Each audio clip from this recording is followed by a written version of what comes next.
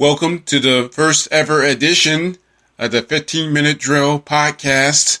I'm Walter Johnson, and the reason why it's called the 15-Minute Drill is I'm going to give you all the final scores of every high school football game involving as many teams as possible throughout Southwest Georgia and the Southwest Georgia Network coverage area. So, not a whole lot of time to waste. Let's get started. And I'm going to get started with games that were played on Thursday night. And we're starting up in Macon at the Corky Kell Kickoff Classic on the campus of Mercer University 5-Star Stadium. And the Lee County Trojans jumped out to a 10-0 lead late in the first half.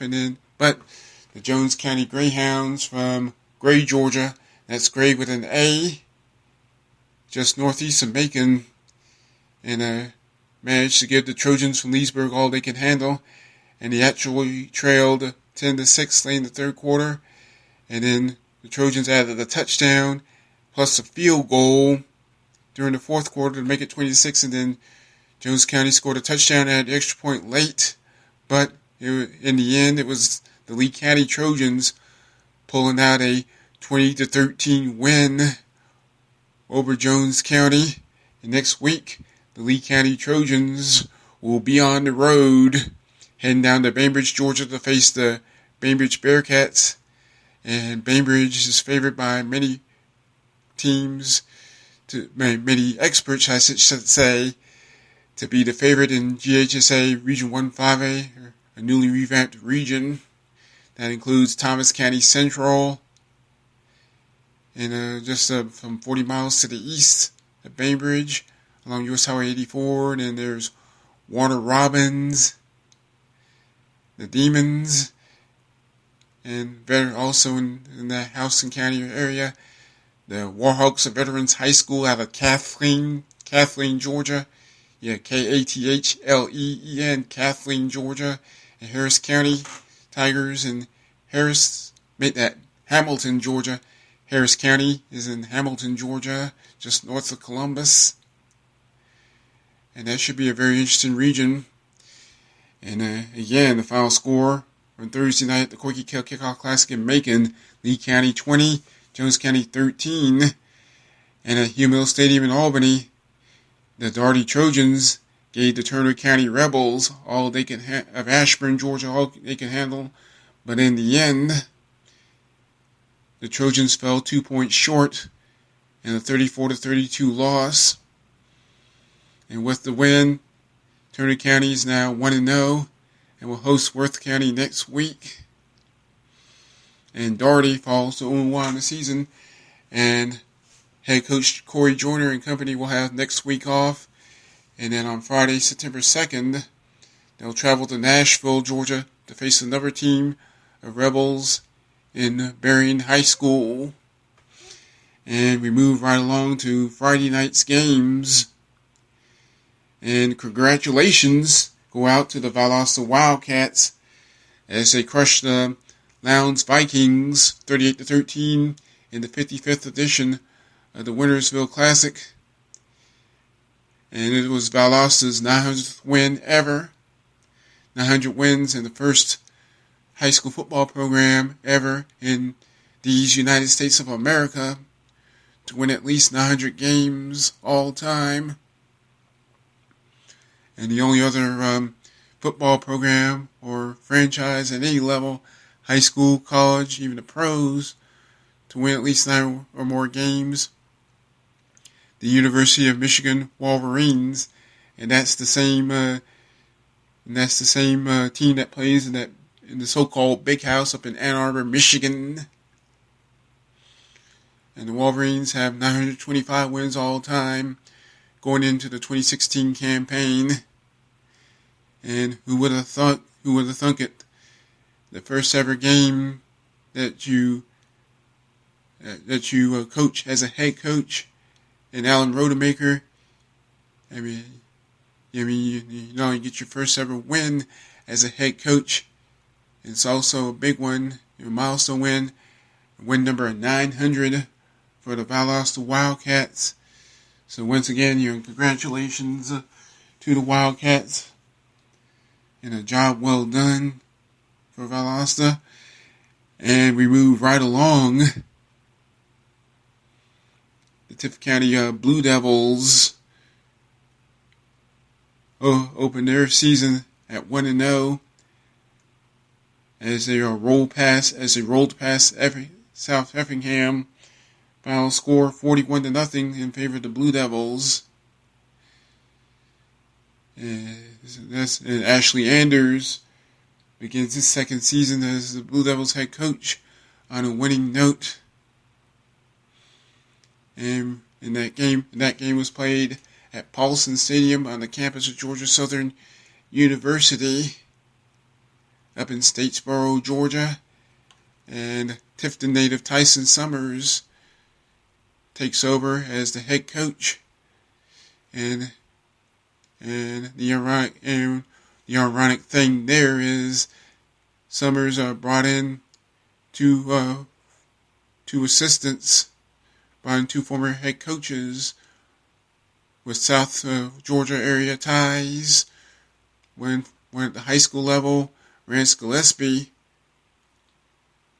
whom Rodemaker replaced as the Wildcats head coach, and David Dean over at Valdosta State University coached 9 seasons with the Blazers, and the winningest coach in that program's 34-year history, beginning of their 35th season this fall.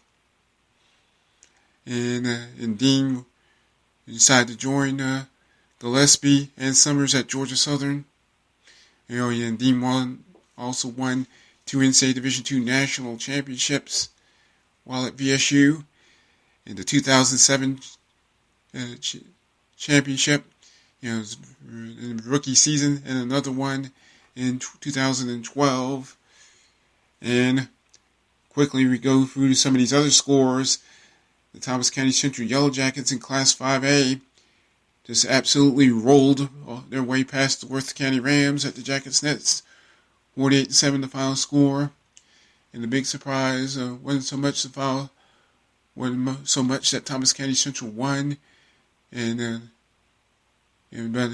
was the final score that should surprise a lot of people in the 5A Yellow Jackets. And now 1-0 on the season, and the Worth County Rams, and dropping to 0-1 with a loss. And next up for TCC, a short trip to Veterans Stadium in Thomasville to take on the Thomasville Bulldogs. And speaking of those Bulldogs, and they fell on the road to the Cairo Syrup Makers 23-12 in the annual battle for the syrup pitcher.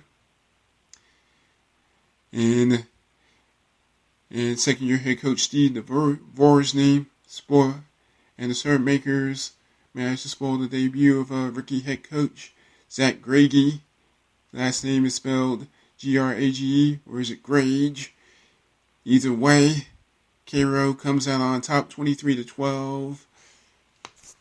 And it's always good to get that first win under your belt. And Cairo will have next week off and will host Thomas County Central in less than 2 weeks on Friday, September 2nd. And moving on to some more final scores at Humil Stadium. First Friday night contest of the season saw the Pelham Hornets come into Albany and defeat Albany High 23-12. And in overtime, and that was a thriller there, the Class AA Trojans from Brooks County in Quitman, Georgia, held off the Class AAA Cook Hornets out of Adel, Georgia. Final score in overtime, Brooks 21, Cook 14. And obviously the fans that came to that game obviously got their money's worth and then some. And a big win for Brooks County. And obviously a tough loss for the Hornets. And it doesn't get any easier for the Hornets, as they'll make the short trip up I-75 to Tifton next week to take on Tift County.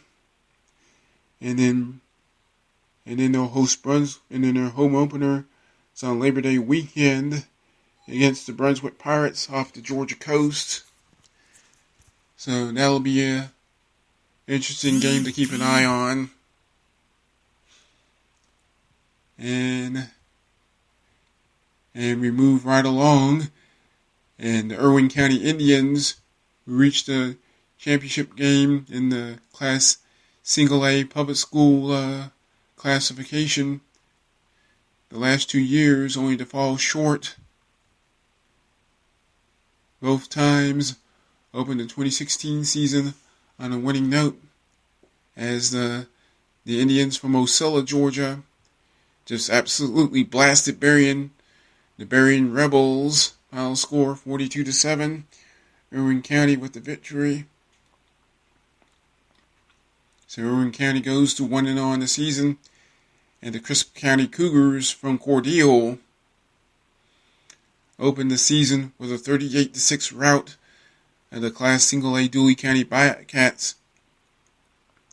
And Dooley County Bobcats are from Vienna, Georgia. Vienna, not Vienna, like in Austria, like the city in Austria. And just north of Cordele. And Dooley County is situated just to the north of Crisp County. And the Cougars opened the season with a big win over one of their neighbors in Dooley County. Final score once again, Crisp County 38 and Dooley County 6. And next up for the Crisp County Cougars, and they'll face another one of their arch rivals in the form of the American Sumter Panthers. And this will be the next week's game on August 26th at Crisp County will be the season opener for head coach Eric Soliday and the Panthers. And on August 26th, and the Panthers will go to Dooley County the following week. And their home opener will be on Friday, September 9th against Lee County. Not going to be an easy contest for America Sumter there. And in the limited time we have remaining, here's some more final scores. And the first ever game in Patala in the history of the Patala Charter School Panthers out of Edison, Georgia, in Calhoun County. And they took on the Blazers of the Baconton Community Charter School out of Baconton, Georgia, just south of Albany along US Highway 19, well across the Flint River. And Baconton rolled to a 43-0 rout over Patala, and staying in GHSA Region 1 Single A. And it was Taylor County, the Vikings out of Butler, Georgia, outlasting the Terrell County Greenways 35-21, and Trey Bishop, and who recently committed to Auburn, is on that team. But and his heroics weren't enough though. 35-21, Terrell County loses to Taylor County, and in overtime, Deerfield Windsor out of GISA fell to Miller County 28-27, and it was Southland knocking off Westfield in a bit of a surprise, 12-6. Southland of Americus, Georgia, over Westfield out of Perry, Georgia, 12-6. And later today, on Saturday, August 20th, at the Georgia Dome in Atlanta, back-to-back Class 6A state champion Colquitt County takes on Mill Creek. And unfortunately, we're out of time for this first ever edition of the 15-Minute Drill podcast. I'm Walter Johnson. Don't forget to follow on Twitter, SWJ Network. Also available on YouTube. Like, comment, subscribe, and share.